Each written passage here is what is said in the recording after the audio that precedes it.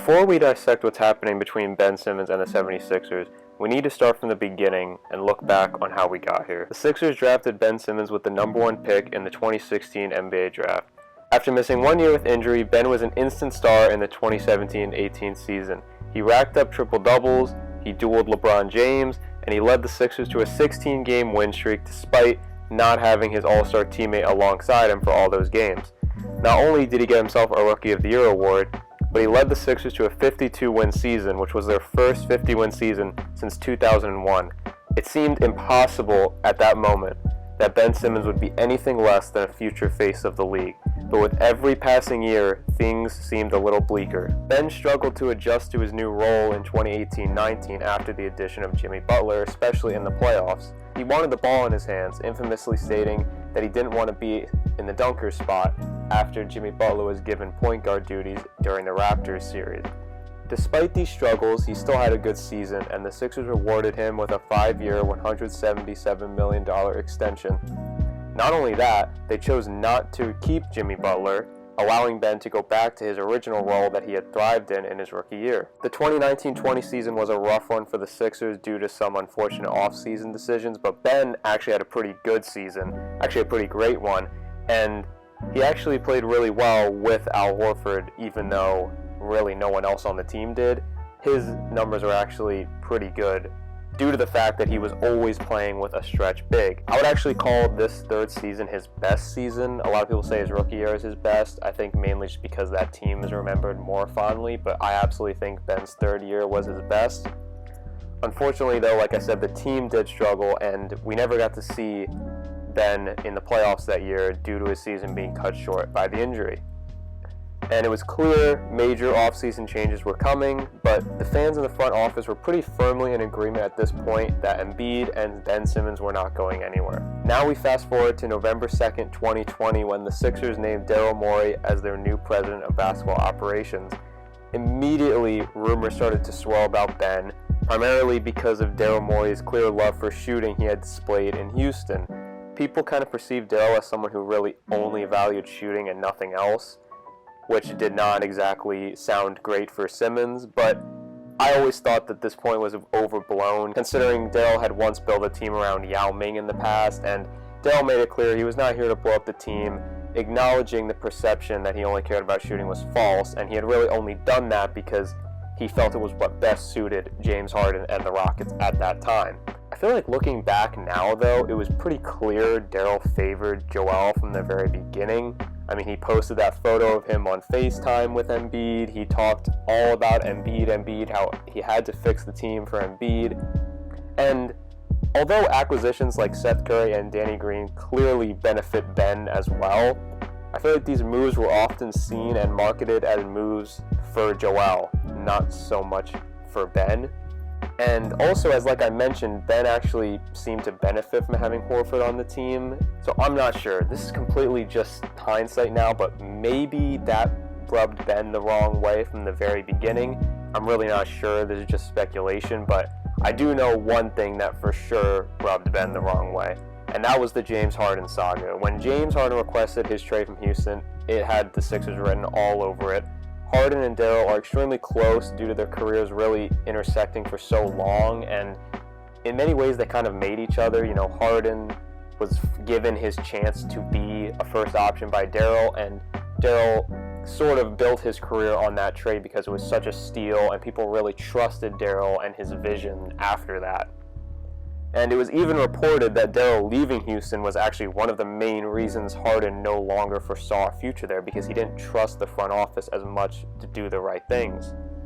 I mean, Ben Simmons for James Harden seemed almost guaranteed, and the Sixers tried to avoid trouble, putting out statements saying they had no intention to trade Ben, but this obviously was PR speak, and in the end, we all know that Ben was going to be in trade talks. In fact, Ben was technically traded. It's been widely reported that both Ben Simmons and Matisse Thybulle were informed by their agents that they had been traded to Houston. As the story goes, Daryl thought the deal was done, but then the Rockets ended up calling the Nets back and taking their offer instead and not giving Daryl a chance to, give them a better offer. And this just left the Sixers in the nightmare scenario where they now had to make amends with their all-star, who they had technically just traded. And things seemed fine on the surface. I mean, both sides played nice, kind of leaning on the sentiment of like, hey, we offered you for a superstar. It was just a situational thing. We're not actively shopping you. And luckily the Sixers were winning a lot of games, which can cure a lot of little personal issues happening on the side. That is, until they stopped winning. The Sixers pulled off one of the largest choke jobs in recent history against the Hawks. They lost 3 of 4 games at home. They blew a 15-point lead. They blew a 26-point lead. And they, of course, eventually lost in 7. And now Ben has struggled in the second round throughout his career, but this was unlike anything we had ever seen. I mean, it reached a point where Ben quite literally could not touch the ball because he would just instantly get fouled. And we all know the infamous passed up dunk. Now, it's unfair to put all the blame on Ben. Joel struggled with turnovers in Game 7. Tobias didn't do much of anything that series. Doc Rivers relied too heavily on guys like George Hill, despite Tyrese pretty clearly outplaying him. I mean, the list goes on. But when you're an all-star point guard who literally can't touch the ball by the end of the series, I think we can all see why fans and media really turn that blame towards him.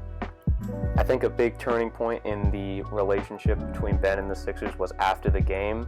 Joel and Doc both made comments about Ben that have been really dissected a lot.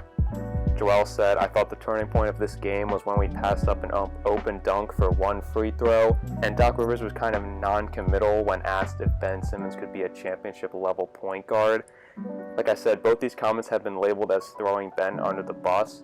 Personally, I don't think Joel's comment is that bad, as really it just seems like a fact more than anything. Anyone who watched that game felt the energy shift in that moment. I actually think Doc's comment was much harsher, but he was Ben's biggest supporter throughout the season, often berating reporters in press conferences who dared question Ben's status in the league or on the team. So like I said, there's this perception that Ben wants out only because of these comments. Now, a lot of people have called him soft for that, but I don't think it's just these comments. Ben wants out because he knows if he's still in Philadelphia next year, he will be blamed by the fans and media every single time the Sixers lose a game, and at any moment could be sent packing if any all-star level player becomes available. Not exactly the best work environment. Alas, here we are now. Ben Simmons wants out of Philadelphia, and Philadelphia wants him gone too. So what's the holdup? Well, the Sixers are stuck in an impossible situation. They want premium assets so they can continue title contention with Embiid, who is clearly in his prime. And really, let's just say it, they want to wait for Damian Lillard, and they know they can get him with Ben. But Dame hasn't asked out yet, and the situation has reached a point of no return where they can't be patient anymore. Just imagine what would happen if the Sixers traded Ben, and then a couple months later Dame asks out. It would be such a gut punch to the organization. That's why they've tried to wait this out as long as they can. And that's also why Rich Paul, Ben's agent, went nuclear and officially asked for the trade. He wants to push this thing along. So now the Sixers are in a situation where they need to acquire win-now assets while also trying to keep enough future assets to go after a guy like Dame or whoever else may become available.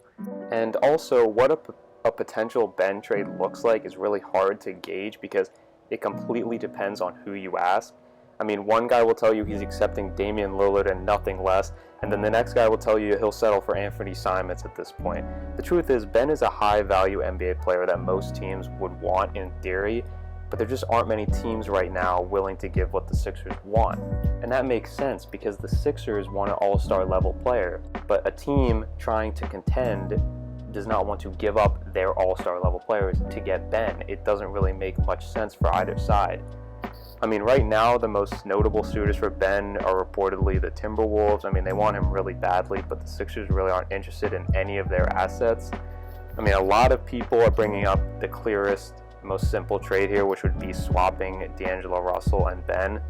But the Timberwolves apparently prefer to keep him, and personally, I'm not much of a fan of D'Lo. I think he's been really, really bad since his All-Star year in Brooklyn, and if you look at the numbers, he was actually a negative for the Timberwolves last year, despite the fact that they were horrible. So, being a negative on a team that's bad is a really, really bad sign. And also, I understand why people say D'Lo, because he's a traditional point guard and he can shoot.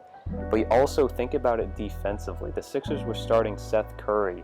You cannot do that if you have D'Angelo Russell. So now you have to rethink your whole defensive scheme. You have to think your whole starting lineup. You have to rethink, does Matisse start now? Does Seth go back to the bench? I mean, he would have to, right? Then Danny goes back to a shooting guard instead of a small forward. Now Tobias is going to really probably be relied on to guard some of the higher level players that Ben usually would take.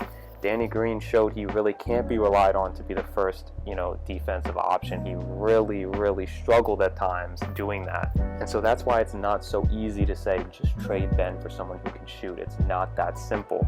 There's also so many complications in terms of when players can be moved, such as Patrick Beverley is a guy the Sixers probably want, but he cannot be traded until sometime late in October, and the Sixers just don't have that time to wait anymore.